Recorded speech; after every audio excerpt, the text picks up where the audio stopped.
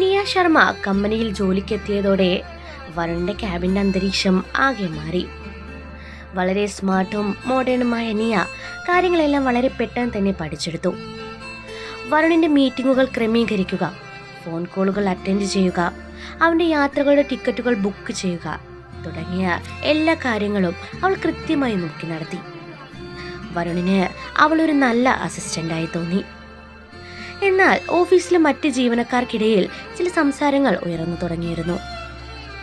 നീ എപ്പോഴും വരുണിന്റെ ക്യാബിൽ തന്നെയായിരുന്നു സമയം ചെലവഴിച്ചിരുന്നത്. വരുണിനോട് സംസാരിക്കുമ്പോൾ അവൾ കാണിക്കുന്ന അമിതമായ സ്വാതന്ത്ര്യവും ശരീരഭാഷയും ഇഷാന്റെ ശ്രദ്ധയിലും പെട്ടു. എങ്കിലും തന്റെ ഭർത്താവിലുള്ള പൂർണ്ണമായ വിശ്വാസം കാരണം അവൾ അതൊന്നും പുറത്തു കാണിച്ചില്ല. ഒരു ദിവസം ഉച്ചയ്ക്ക് ഇഷാൻ ഒരു ഫയലിൽ ഒപ്പിടിക്കാനായി വരുണിന്റെ ക്യാബിന്റെ വാതിൽക്കലെത്തി. വാതിൽ ചെറുതായി തുറന്നു കിടക്കുകയായിരുന്നു. അവൾ അകത്തേക്ക് നോക്കിയപ്പോൾ കണ്ട കാഴ്ച അവളുടെ നെഞ്ചിലൊരു കനൽ കോരിയിട്ടു. വരുൺ കസേരയിലിരുന്ന് ലാപ്ടോപ്പിൽ എന്തോ നോക്കുകയാണ്. തൊട്ടരികിൽ ചേർന്ന് നിന്ന് ലിയ ലാപ്ടോപ്പ് സ്ക്രീനിലേക്ക് ചൂണ്ടിക്കാണിക്കുന്നു. സംസാരിക്കുന്നതിനിടയിൽ അവൾ വളരെ സ്വാഭാവികമെന്നോണം വരുണിന്റെ തോളിൽ കൈകൾ വെക്കുകയും വരുൺ അതൊരു തമാശയായി എടുത്ത് ചിരിക്കുകയും ചെയ്യുന്നുണ്ടായിരുന്നു. മുൻപൊക്കെ വരുണിന്റെ ആ ചിരി ഇഷാനിക്ക് ഒത്തിരി ഇഷ്ടമായിരുന്നു. എന്നാൽ ഇന്ന് മറ്റൊരു പെൺകുട്ടിയുടെ സാമീപ്യത്തിൽ അവൻ അങ്ങനെ ചിരിക്കുന്നത് കണ്ടപ്പോൾ അവളുടെ ഉള്ളിൽ ആദ്യമായി അസൂയയുടെയും സങ്കടത്തിന്റെയും ഒരു മുള്ളു തറച്ചു. അവൾ വാതിൽ മുട്ടാതെ തന്നെ പതുക്കെ തന്റെ ക്യാബിനിലേക്ക് മടങ്ങിപ്പോയി. അന്ന് രാത്രി വീട്ടിലെത്തിയപ്പോഴും ഇഷാനി വല്ലാതെ നിശബ്ദയായിരുന്നു. വരുൺ വന്ന് അവളെ പിന്നിൽ നിന്ന് കെട്ടിപ്പിടിച്ച് കവളിൽ ഉമ്മ വെക്കാൻ ആഞ്ഞപ്പോഴും അവൾ പതുക്കെ ഒഴിഞ്ഞുമാറി. എന്താ ഇഷു, എന്തു പറ്റി? മുഖമൊക്കെ വല്ലാതെ ഇരിക്കുന്നല്ലോ. വരുൺ അവളെ കൈകളിൽ പിടിച്ച് ചോദിച്ചു. ഒന്നുമില്ല, ഓഫീസിൽ കുറച്ച് വർക്ക് കൂടുതലായിരുന്നു, അതിൻ്റെ ക്ഷീണമാണ്. അവൾ കള്ളം പറഞ്ഞു. ആണോ, എങ്കിൽ എൻ്റെ മോളൊന്ന് റിലാക്സ് ചെയ്യ് എന്ന് പറഞ്ഞ് വരുൺ അവളെ നിർബന്ധിച്ച് കട്ടിലേക്ക് കിടത്തി അവളുടെ തലയിൽ മസാജ് ചെയ്യാൻ തുടങ്ങി. വരുണിന്റെ ആ സ്നേഹം ഇപ്പോഴും പഴയതുപോലെ തന്നെ ഉണ്ടെന്ന് തോന്നിയിട്ടും നിയയുടെ ആ തോളിലെ സ്പർശം ഇഷായുടെ മനസ്സിനെ അസ്വസ്ഥമാക്കിക്കൊണ്ടിരുന്നു. ദിവസങ്ങൾ കടന്നു പോയപ്പോൾ നിയയുടെ ഇടപെടലുകൾ കൂടുതൽ അതിര് ലംഘിക്കാൻ തുടങ്ങി. വരുണിന് കോഫി കൊണ്ടുവന്ന് കൊടുക്കുന്നതും അവന്റെ ഷർട്ടിന്റെ കോളർ ശരിയാക്കുന്നതുമെല്ലാം അവൾ ഒരു അവകാശം എന്നോണം ചെയ്യാൻ ശ്രമിച്ചു. വരുൺ ബിസിനസ് കാര്യങ്ങളുടെ തിരക്കിലായതുകൊണ്ട് അവളുടെ ഈ പെരുമാറ്റങ്ങളിലെ ചതി തിരിച്ചറിഞ്ഞില്ല. അവൻ അവളെ വെറുമൊരു വിശ്വസ്തയായ ജീവനക്കാരിയായി മാത്രമാണ് കണ്ടത്. ഒരു വെള്ളിയാഴ്ച കമ്പനിയുടെ ഒരു വലിയ പ്രൊജക്ട് ഡീലിൽ ഒപ്പുവെച്ചതിന്റെ ഭാഗമായി നഗരത്തിലെ ഒരു പ്രമുഖ ഹോട്ടലിൽ വെച്ച് പാർട്ടി ഉണ്ടായിരുന്നു. ഇഷാനിയും വരുണും ഒരുമിച്ചാണ് പാർട്ടിക്കെത്തിയത്. കറുത്ത സാരിയുടുത്ത് അതീവ സുന്ദരിയായിട്ടാണ് ഇഷാനി അവിടെ വന്നത്. എന്നാൽ പാർട്ടി ഹാളിൽ എത്തിയപ്പോൾ മുതൽ നിയ വരുണിനെ തന്റെ നിയന്ത്രണത്തിലാക്കി. വരുന്ന ഗസ്റ്റുകൾക്കെല്ലാം വരുണിനെ പരിചയപ്പെടുത്തുന്നതും അവനോടൊപ്പം നിന്ന് ഡ്രിങ്ക് സെർവ് ചെയ്യുന്നതുമെല്ലാം നിയയായിരുന്നു. ഒരു ഘട്ടത്തിൽ ബിസിനസ് പാർട്ട്ണർമാരുടെ നിർബന്ധപ്രകാരം വരുണിന് സ്റ്റേജിൽ ചെറിയൊരു ഡാൻസ് കളിക്കേണ്ടി വന്നു. പാർട്ട്ണറായി കൂടെ കൂടിയത് നിയയായിരുന്നു. വെളിച്ചം കുറഞ്ഞ ആ സ്റ്റേജിൽ മനോഹരമായ സംഗീതത്തിനോടൊപ്പം നിയ വരുണിനോട് ചേർന്ന് നിന്ന് ചുവടുകൾ വയ്ക്കുന്നത് താഴെയിരുന്ന് ഇഷാനി നോക്കി നിന്നു. അവളുടെ കണ്ണുകൾ നിറഞ്ഞു തുളുമ്പുന്നുണ്ടായിരുന്നു. താൻ ആ നാടിന്റെ മുന്നിൽ വെച്ച് വിവാഹം കഴിച്ച തന്റെ ഭർത്താവ് ഇന്ന് മറ്റൊരു പെൺകുട്ടിയുടെ കൈകളിൽ ഒതുങ്ങി നിൽക്കുന്നത് കാണാൻ അവൾക്ക് കഴിഞ്ഞില്ല. ഹാളിലെ ആളുകൾ അവരെ നോക്കി പല ഗോസിപ്പ് പറയുന്നത് ഇഷയുടെ കാതുകളിലും എത്തി. മാനേജറും ആ പുതിയ പിയും തമ്മിൽ നല്ല മാച്ചിങ് ആണല്ലേ, ഭാര്യയേക്കാൾ കൂടുതൽ പുള്ളിക്കാരന് താല്പര്യം അവളോടാണെന്ന് തോന്നുന്നു എന്നൊരാൾ പറയുന്നത് കേട്ടതും ഈശയുടെ നിയന്ത്രണം നഷ്ടപ്പെട്ടു. അവൾ ആരോടും പറയാതെ പാർട്ടി ഹാളിൽ നിന്നും ഇറങ്ങി ഒരു ടാക്സി വിളിച്ച് നേരെ വീട്ടിലേക്ക് പോന്നു. രാത്രി വൈകി വരുൺ വീട്ടിലെത്തിയപ്പോൾ ഇഷാനി മുറിയിലെ ലൈറ്റുകളെല്ലാം അണച്ച് തിരിഞ്ഞു കിടക്കുകയായിരുന്നു. ഇഷു, നീ എന്താ എന്നോട് പറയാതെ പോന്നത്? ഞാൻ അവിടെ നിന്നെ എത്ര തിരഞ്ഞെന്ന് നിനക്കറിയാമോ? വരുൺ ദേഷ്യത്തോടെ ചോദിച്ചു. ഇഷാനി എഴുന്നേറ്റിരുന്ന് ലൈറ്റുകൾ ഇട്ടു. അവളുടെ കണ്ണുകൾ ചുവന്നിട്ടുണ്ടായിരുന്നു. അതിന് നിങ്ങൾക്ക് എന്നെ തിരാൻ എവിടെയായിരുന്നു സമയം? നിങ്ങൾ നിങ്ങളുടെ പിയോടൊപ്പം ഡാൻസ് കളിക്കുന്ന തിരക്കിലായിരുന്നില്ലേ? ഞാൻ അവിടെ ഉണ്ടോ എന്ന് പോലും നിങ്ങൾ ഓർത്തു? ഇഷാനിയുടെ ശബ്ദം ഇടറി. നീ എന്തൊക്കെയാണ് ഈ പറയുന്നത് ഇഷാനി? അതൊരു ബിസിനസ് പാർട്ടി ആയിരുന്നോ? നീ എൻ്റെ അസിസ്റ്റന്റ് ആണ്. അതിന് നീ ഇങ്ങനെ സംശയിക്കേണ്ട കാര്യം എന്താ? അവൻ തന്റെ ഭാഗം ന്യായീകരിച്ചു. സംശയം എന്ന വാക്ക് കേട്ടപ്പോൾ ഇഷാനിയുടെ ഹൃദയം തകർന്നു പോയി. താൻ ജീവന് തുല്യം സ്നേഹിച്ച ഭർത്താവ് തന്നെ ഒരു സംശയരോഗിയായി കാണുന്നു എന്ന് മനസ്സിലാക്കിയപ്പോൾ അവൾക്ക് സങ്കടം സഹിക്കാനായില്ല. അവൾ ഒന്നും മിണ്ടാതെ വീണ്ടും കിടന്ന് പുതപ്പ് മൂടി. അവിടെ ഇടയിൽ വലിയൊരു മൗനത്തിന്റെ മതിൽ പണിയപ്പെടുകയായിരുന്നു ആ രാത്രിയിൽ. പാർട്ടിക്ക് ശേഷമുള്ള ദിവസങ്ങളിൽ ഓഫീസിൽ അന്തരീക്ഷം കൂടുതൽ വലിഞ്ഞു മുറുകുന്നതായിരുന്നു. ഇഷാനിയും വരുണും തമ്മിൽ അത്യാവശ്യ കാര്യങ്ങൾക്ക് മാത്രമാണ് സംസാരിച്ചിരുന്നത്. വീട്ടിൽ വെച്ചും അവർക്കിടയിൽ മൗനം തളം കെട്ടി നിന്നു. വരുൺ ഇഷാനിയുടെ ഭാഗത്തു നിന്നുള്ള ഈ മാറ്റത്തെ ഒരു അനാവശ്യമായ വാശിയായിട്ടാണ് കണ്ടത്. എന്നാൽ ഇഷാനി ഉള്ളിൽ നീറിക്കഴിയുകയായിരുന്നു. ഈ അനുകൂല സാഹചര്യം മുതലെടുക്കാൻ തന്നെ നീയ തീരുമാനിച്ചു. വരുണിന്റെയും ഇഷാനിയുടെയും ഇടയിലുള്ള അകൽച്ച അവൾ കൃത്യമായി മനസ്സിലാക്കിയിരുന്നു.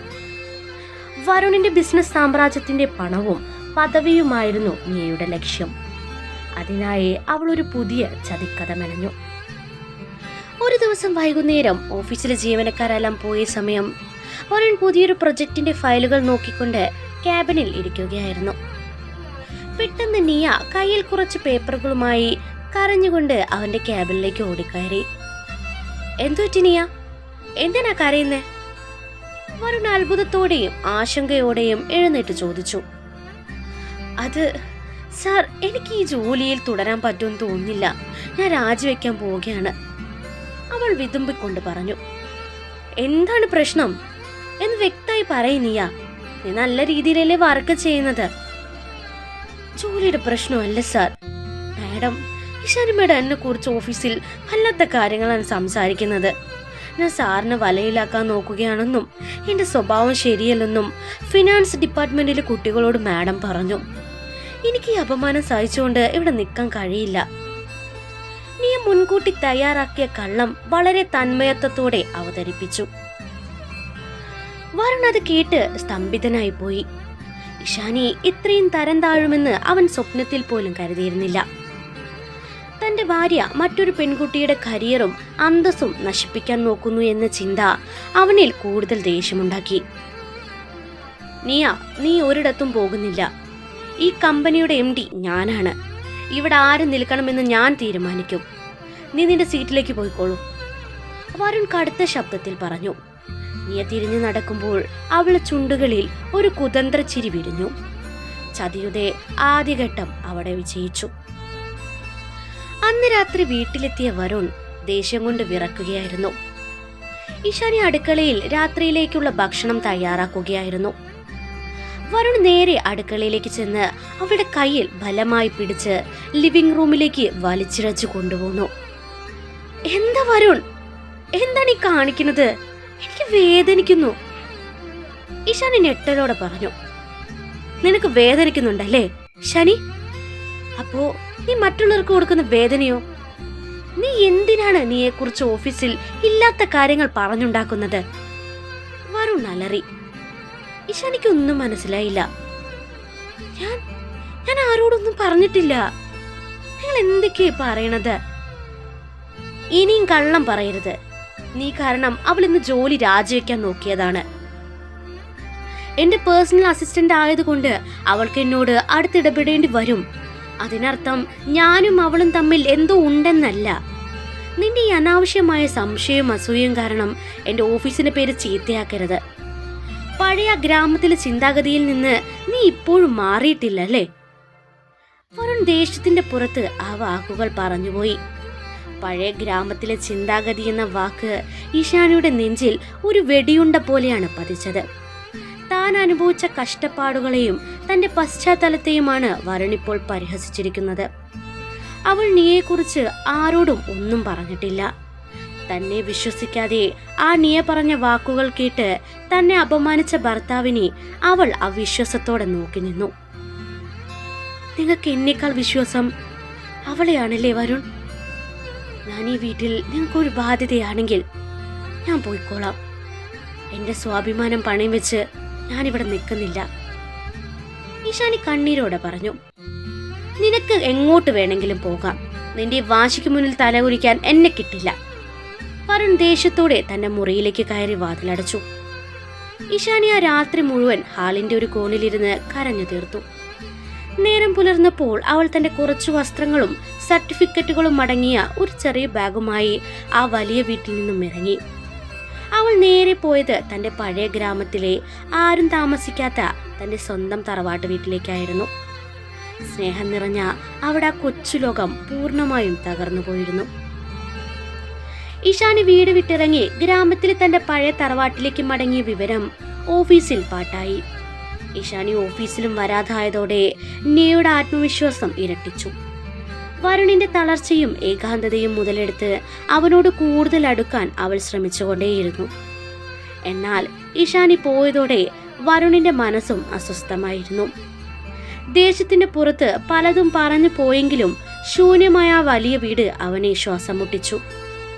ഒരു ദിവസം വൈകുന്നേരം വരുൺ ഒരു മീറ്റിംഗിനായി പുറത്തുപോയ സമയമായിരുന്നു. നിയ അവന്റെ ക്യാബിനിലിരുന്ന് അടുത്ത ആഴ്ചയിലെ ഫയലുകൾ നോക്കുകയായിരുന്നു. ആ സമയത്താണ് ഓഫീസിലെ IT ഡിപ്പാർട്ട്മെന്റിലെ ഹെഡ് രാഹുൽ വരുണിന്റെ ക്യാബിനിലേക്ക് വന്നത്. സാർ എവിടെയാ നിയ? രാഹുൽ ചോദിച്ചു. സാർ ഔട്ടിങ്ങിലാണ് രാഹുൽ. എന്തെങ്കിലും അർജന്റ് ഉണ്ടോ? നിയ ചോദിച്ചു. അത് കഴിഞ്ഞ ആഴ്ച ഓഫീസിലെ ചില ഫിനാൻഷ്യൽ ഡാറ്റ ചോർന്നു എന്ന് സാർ പറഞ്ഞിരുന്നില്ലേ? അതിന്റെ CCTV ദൃശ്യങ്ങളും സിസ്റ്റം ലോഗ്സും ഞാൻ ചെക്ക് ചെയ്തിരുന്നു. പിന്നെ ഇഷാനി മേഡം ഫിനാൻസ് ഡിപ്പാർട്ട്മെന്റിലെ കുട്ടികളോട് സംസാരിച്ചു എന്ന് പറയുന്ന ആ ദിവസത്തെ ഓഡിയോ വീഡിയോ ക്ലിപ്പും ഇതിലുണ്ട്. സാറിന് കൊടുക്കാൻ വന്നതാണ്. രാഹുൽ ഒരു പെൻഡ്രൈവ് മേശപ്പുറത്ത് വെച്ചു. പെൻഡ്രൈവ് കണ്ടതും നിയുടെ നെഞ്ചെടുപ്പ് കൂടി. കാരണം ഇഷാനി ആരുടെയും കുറ്റം പറഞ്ഞിട്ടില്ലെന്നും താൻ തന്നെയാണ് കള്ളമുണ്ടാക്കിയതെന്നും ആ ദൃശ്യങ്ങൾ കണ്ടാൽ വരുൺ തിരിച്ചറിയും. ഓക്കെ രാഹുൽ, സാർ വരുമ്പോൾ ഞാൻ ഇത് കൊടുത്തോളാം എന്ന് പറഞ്ഞ് നീ ആ പെൻഡ്രൈവ് വാങ്ങിവെച്ചു. രാഹുൽ പോയതും നീ വേഗം ആ പെൻഡ്രൈവ് ലാപ്ടോപ്പിലിട്ട് ദൃശ്യങ്ങൾ ഡിലീറ്റ് ചെയ്യാൻ നോക്കി. എന്നാൽ അവൾ അറിയാതെ വരുൺ ആ സമയത്ത് ക്യാബിന്റെ വാതിക്കൽ എത്തിക്കഴിഞ്ഞിരുന്നു. മീറ്റിംഗ് നേരത്തെ കഴിഞ്ഞ് മടങ്ങിയെത്തിയതായിരുന്നു അവൻ. ലാപ്ടോപ്പ് സ്ക്രീനിലേക്ക് നോക്കി പരിഭ്രമിക്കുന്ന നീയെ അവൻ രൂക്ഷമായി നിരീക്ഷിച്ചു. വരുൺ പതുക്കെ അകത്തേക്ക് നടന്നു ചെന്ന് അവളുടെ കയ്യിൽ നിന്നും പെൻഡ്രൈവ് പിടിച്ചു വാങ്ങി. അവനത് സ്വന്തം സിസ്റ്റത്തിലിട്ട് പ്ലേ ചെയ്തു. അതിൽ ഇഷാനി തന്റെ ക്യാബിനിലിരുന്ന് വളരെ മാന്യമായി ജോലി ചെയ്യുന്നതും നിയ ബോധപൂർവം മറ്റു ജീവനക്കാരോട് ഇഷാനിയെക്കുറിച്ച് മോശമായി സംസാരിക്കുന്നതുമായ ദൃശ്യങ്ങൾ വ്യക്തമായിരുന്നു. അതിലുപരി കമ്പനിയുടെ രഹസ്യ വിവരങ്ങൾ മറ്റൊരു എതിരാളിക്ക് ചോർത്തിക്കൊടുക്കാൻ നിയ ഫോണിലൂടെ സംസാരിക്കുന്ന ഓഡിയോയും അതിലുണ്ടായിരുന്നു. സത്യം മനസ്സിലായ നിമിഷം വരുണിന്റെ തലച്ചോറിലേക്ക് രക്തം ഇരച്ചുകയറി. അവൻ കസാരയിൽ നിന്നും എഴുന്നേറ്റു. സാർ, അത് ഞാൻ... നിയ വിറയ്ക്കാൻ തുടങ്ങി. ഷട്ടപ്പ് നിയ! വരുണിന്റെ അലർച്ചയിൽ ആ ഓഫീസ് ഒന്നാകെ വിറച്ചു. എന്റെ ഇഷാനി തെറ്റുകാരിയല്ലെന്ന് എനിക്കറിയാമായിരുന്നു. പക്ഷേ നിന്റെ ഈ കൊടും ചതി ഞാൻ തിരിച്ചറിഞ്ഞില്ല. ഒരു നിരപരാധിയെ ചതിച്ച നിന്നെ ഞാൻ വെറുതെ വിടില്ല. വരുൺ ഉടൻ തന്നെ പോലീസിനെ വിളിച്ച് കമ്പനി ഡാറ്റ ചോർത്തിയതിനും ബ്ലാക്ക് മെയിലിങ്ങിനും നീയെ പോലീസിന് കൈമാറി. അവൾ കരഞ്ഞുകൊണ്ട് പോലീസിനോടൊപ്പം പോകുമ്പോൾ വരുണിന്റെ മനസ്സിൽ ഈശാനിയുടെ കണ്ണുനീർ നിറഞ്ഞ മുഖം മാത്രമായിരുന്നു. സത്യം തിരിച്ചറിഞ്ഞ നിമിഷം തന്നെ വരുൺ തന്റെ കാറെടുത്ത് ഇഷാന്റെ ഗ്രാമത്തിലേക്ക് പാഞ്ഞു. താൻ തന്റെ ജീവന തുല്യം സ്നേഹിച്ച പെൺകുട്ടിയെ ഒരു അന്യ സ്ത്രീയുടെ വാക്കുകൾ കേട്ട് സംശയിച്ചതിനും അപമാനിച്ചതിനും അവന്റെ ഉള്ളം നീറുകയായിരുന്നു. അവൻ ഗ്രാമത്തിലെ ആ പഴയ തറവാട്ടു വീട്ടുപടിക്കലെത്തുമ്പോൾ സന്ധ്യ മയങ്ങിയിരുന്നു. പൂമുഖത്ത് ഒരു ചെറിയ വിളക്ക് തെളിയിച്ചു വെച്ച് കൽപ്പടവുകളിൽ തല താഴ്ത്തിയിരിക്കുകയായിരുന്നു ഇഷാനി. അവളുടെ കണ്ണുകളിൽ പഴയതുപോലെ ഏകാന്തത തളം കെട്ടി നിന്നിരുന്നു. കാർ വന്നു നിൽക്കുന്ന ശബ്ദം കേട്ടതും അവൾ തല ഉയർത്തി നോക്കി. കാറിൽ നിന്നും ഇറങ്ങി ഓടി വരുന്ന വരുണിനെയാണ് അവൾ കണ്ടത്. അവന്റെ മുഖത്ത് കുറ്റബോധവും കണ്ണുനീരും ഉണ്ടായിരുന്നു. വരുൺ ഓടിച്ചെന്ന് അവളുടെ മുന്നിൽ മുട്ടുകുത്തിയിരുന്നു. അവളുടെ രണ്ട് കൈകളും തന്റെ കൈകൾക്കുള്ളിലാക്കി. ഇഷു, എന്നോട് ക്ഷമിക്കടാ, എനിക്ക് തെറ്റുപറ്റി. ആ നീയുടെ ചതി ഞാൻ തിരിച്ചറിഞ്ഞില്ല. നിന്നെ ഒരുപാട് വേദനിപ്പിച്ചു ഞാൻ. നിന്റെ ആത്മാഭിമാനത്തെ ചോദ്യം ചെയ്ത ഈ വരുണിന് നീ മാപ്പ് തരില്ലേ? വരുൺ ഒരു കൊച്ചുകുട്ടിയെ പോലെ പൊട്ടിക്കരഞ്ഞു. ഭർത്താവിന്റെ ആ കരച്ചിലും കുറ്റബോധവും കണ്ടപ്പോൾ ഇഷയുടെ ഉള്ളിൽ ദേഷ്യവും വാശിയുമെല്ലാം ഒരൊറ്റ നിമിഷം കൊണ്ട് ഒരുക്കിപ്പോയി. അവൾ അവനെ എഴുന്നേൽപ്പിച്ച് ആ നെഞ്ചിലേക്ക് പതുക്കെ ചാഞ്ഞു. എനിക്ക് നിങ്ങളോട് ദേഷ്യമില്ല വരുൺ. എന്നേക്കാൾ കൂടുതൽ ആരെങ്കിലും നിങ്ങളെ സ്വാധീനിക്കുന്നത് കാണുമ്പോൾ എനിക്കത് സഹിക്കില്ല. അതാണ് ഞാൻ പോകുന്നത്. അവൾ അവന്റെ കണ്ണുനീർ തുടച്ചുകൊണ്ട് പറഞ്ഞു. ഇനി ഈ ജീവിതത്തിൽ നിന്റെ ഈ കൈ ഞാൻ വിടില്ലിഷു. നീയാണ് എന്റെ പ്രകാശം. വരുൺ അവളെ തന്റെ കൈകൾക്കുള്ളിലെടുത്ത് വരഞ്ഞു മുറുകി. അവളുടെ നെറ്റിയിലും ചുണ്ടുകളിലും പ്രണയത്തിന്റെ ആഴത്തിലുള്ള സ്പർശങ്ങൾ നൽകി. ആ തറവാട്ടുമുറ്റത്തെ നിലവിലക്കിനെ സാക്ഷിയാക്കി നിർത്തി അവർ വീണ്ടും ഒന്നായി. അടുത്ത ദിവസം അവർ ഒരുമിച്ച് നഗരത്തിലെ തങ്ങളുടെ വീട്ടിലേക്ക് മടങ്ങിപ്പോയി. ഓഫീസിലും വീട്ടിലും ഇഷാനി വീണ്ടും വരുണിന്റെ പ്രിയപ്പെട്ടവളായി. അവന്റെ ജീവിതത്തിന്റെ നിയന്ത്രണം ഏറ്റെടുത്തു. തെറ്റിദ്ധാരണകളുടെ കാർമേഘങ്ങൾ ഒഴിഞ്ഞുപോയ ആ വാനിൽ അവരുടെ പ്രണയം എന്നത്തേക്കാളും കൂടുതൽ പ്രണയശോഭയോടെ പ്രകാശിച്ചുകൊണ്ടിരുന്നു. അപ്പം നമ്മുടെ നിനക്കായി മാത്രം എന്ന സ്റ്റോറി ഇവിടെ അവസാനിക്കുകയാണ് കേട്ടോ. നമ്മുടെ ലാസ്റ്റ് പാർട്ടുകളാണിത് കേട്ടോ. അപ്പോൾ ഈ സ്റ്റോറി നിങ്ങൾക്ക് ഇഷ്ടമായിട്ടുണ്ടാവുമെന്ന് ഞാൻ വിചാരിക്കുന്നുണ്ട്. ഇഷ്ടമായിട്ടുണ്ടെന്നുണ്ടെങ്കിൽ കമൻറ്റ് ബോക്സിൽ എന്തായാലും അറിയിക്കണം. നിങ്ങളെ വിലയേറിയ കമൻറ്റുകൾ എനിക്ക് ഏറ്റവും പ്രചോദനമാണ് നൽകുന്നത് കേട്ടോ. പിന്നെ നമ്മൾ 2 ദിവസത്തിനുള്ളിൽ തന്നെ നമ്മൾ അടുത്തൊരു കിഡ് സ്റ്റോറി ആയിട്ട് നമ്മൾ വരുന്നതായിരിക്കും. വെറുപ്പോടെ കെട്ടിയ താലി അതുപോലെ വരുന്ന തന്നെ ഒരു കിഡ് സ്റ്റോറി തന്നെയാണ് കേട്ടോ ഇതും. അപ്പോൾ ആ സ്റ്റോറിക്ക് നിങ്ങളുടെ സപ്പോർട്ട് എനിക്ക് എന്തായാലും വേണം. 2 ദിവസത്തിനുള്ളിൽ തന്നെ നമ്മുടെ ആ സ്റ്റോറി വരുന്നതായിരിക്കും. അപ്പോൾ എന്നെ സപ്പോർട്ട് ചെയ്ത എല്ലാവർക്കും ഒരുപാട് നന്ദി.